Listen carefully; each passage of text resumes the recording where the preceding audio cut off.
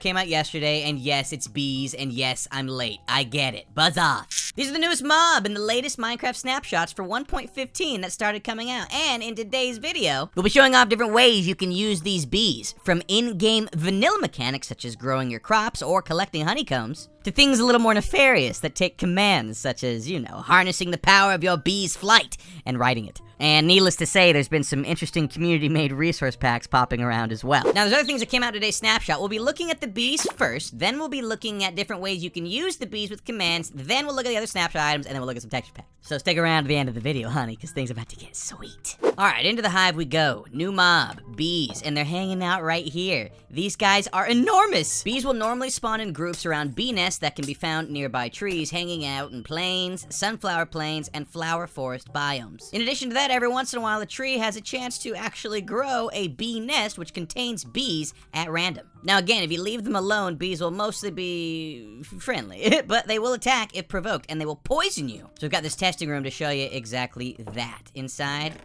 bees. My favorite. We're gonna sponsor them and also listen to them. Buzzy sounds.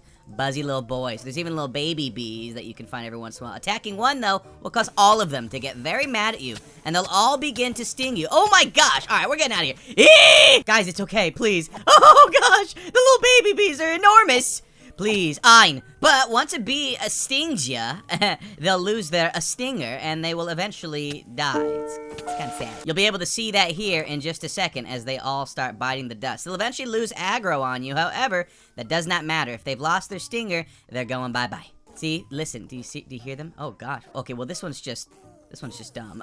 Let's move on for the time being, though, huh? Over here, we've got some crops set up alongside this new block. As you can tell, they're very quick to break, and you can break them with any tool, but if you want to actually collect the nest, you'll need a tool with Silk Touch on it, and then you'll get the block in item form. Breaking it with your hands will cause it to break. Nests can hold up to 3 bees inside of them, which the bees will go into at nighttime because the bees don't like night. But one thing bees do like are flowers, and you'll see them slowly approach these different flowers. The longer they hang out around the flowers, the more chance they have of collecting pollen from the flowers. And when they do, you'll see a slight change about the bees. They'll start to drip with particles, little pollinated particles. Now, when a bee flies over any crops that are growing, it will actually cause the crops to grow faster. In addition, the bees will take the different pollen types over to their nest and will slowly fill up the bee nest. As you can see, there's actually one of the bees inside this nest right now. Once a bee has taken pollen to its nest 5 times, it will fill up the nest entirely, and then you can begin to harvest it.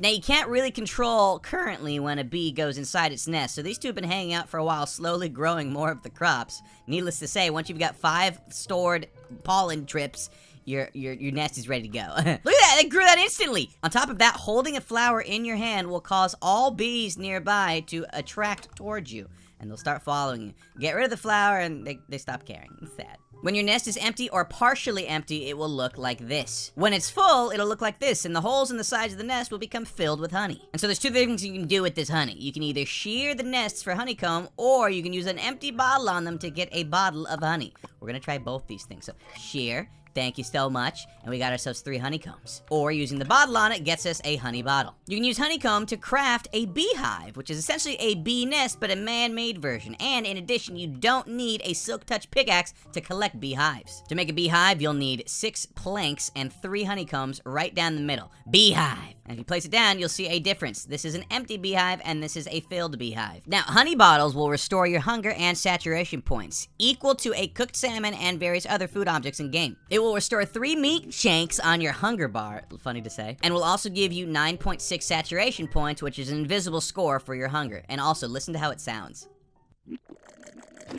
Gross. During the night, their behavior changes. Namely, they don't like the night, and they will do what they can to get away from the night, usually as fast as possible. They'll oftentimes retreat into their nests until it is daytime once again. Similarly, they hate the rain, so look what happens when we make it rainy. They start flying a lot faster in an attempt to get out of the rain, and they will seek shelter. Eventually, you'll start to see all the bees hanging out underneath this ceiling area while they avoid the rainfall. Couple final notes to keep in mind. You can actually turn your honey bottle into 3 sugars. So if you need sugar for any reason, you can use it with honey. Alternatively, you can figure out what this crystallized honey is for right here. Currently, it's not actually in-game, it's only programmed into the back-end side, but the texture is there, so I'm curious. In the comment section, what do you guys think that they're going to use this crystallized honey for? Now, I already discussed that bees will attack you if they are disturbed, and this includes shearing their honey from the honey nest. You don't even have to break it, and they'll still get mad. You can fix that by placing a campfire nearby, because the smoke from a campfire will actually calm the bees down. Placing it directly below will cause all the bees that are hanging out in here to really not get too mad at you if you were to cause some problems. As you can see here, there's plenty of bees nearby. We're gonna try and shear this, and look, none of the bees got mad at me, and it's because we had this lovely campfire going. Oh my gosh, it's dripping all over the campfire. However, breaking the nest nearby causes the bees to get a little angry. So sad, guys. Sorry I destroyed your home. So that's the basic gist of bees, but there's so much more to explore. For that, we head back to the start, except down this path. Some more buzzworthy examples. We've made killer bees. We're gonna need some armor, some food, and some milk buckets to keep us from being constantly poisoned. All that's going on here is a little bit of command magic, but we wanted to figure out some different ways that we might be able to use bees in the near future. So we're gonna press this button to let them loose. Oh boy! Yo, angry.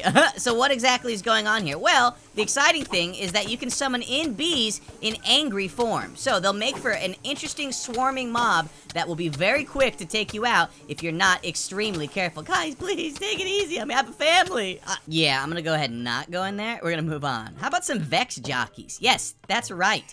You can make Vexes ride bees that will come after you, and they can deal double attacks. However, the AI is a little bit wonky for the time being, and man, that guy is thrilled to be on this bee. Liz, do you hear him? Let's summon in a few more for good measure. Oh my gosh, okay, now they attack. Guys, easy does it. Oh, the sound! Or heck, maybe you should add a nice saddle to a bee. Now we can ride, ein. Now we can ein. Here we go, baby, this is what I'm talking about. We're riding on bees.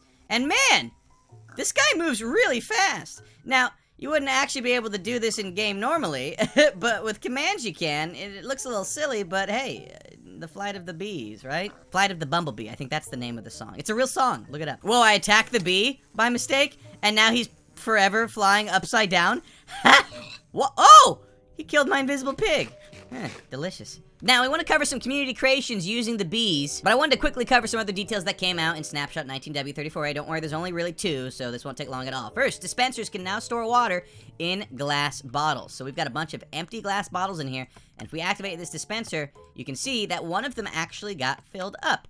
Now, the behavior is currently a little bit wonky. Sometimes it will shoot out the glass bottle, sometimes it will keep the glass bottle inside. It's really kind of random for the time being. I'm sure they'll fix it in the future once they figure out how it works, but actually, I'll tell you what, it looks like sometimes it'll fill up a glass bottle, and then that bottle will go inside the dispenser, and then sometimes the dispenser will shoot out that glass bottle, so your results may vary. But with that in mind, we can now make even more automated brewing stations. Check this out. This is a very light system which will actually fill in the brewing stand with water bottles of choice, namely with glass bottles of choice, because all we have to do is press this button to fill that water bottle, and then look, it instantly got dropped inside our brewing stand. You'll be able to combine this with various other blocks to fill in all the other items you need. The other major change today comes in the form of the copy state, which is more back-end technical that you can use for loot tables. You can now make it so that the block state is stored in the dropped item. So we've got an iron pickaxe here and an axe.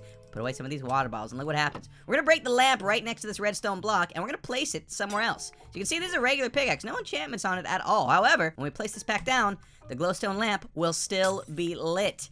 Interesting stuff. You'll be able to use this to modify the states of blocks without needing to worry about the tool you use to collect said blocks. Same with the stairs. Normally the way stairs are placed depends entirely on the direction you're standing when you place them.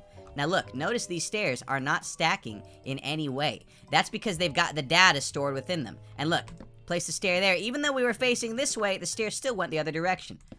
As you can see, the story continues. It does not matter what way you're facing, the stair will always remember the state it was originally kept in if you happen to keep the copy state function involved. Alright, now let's show you some beautiful community creations with the bees.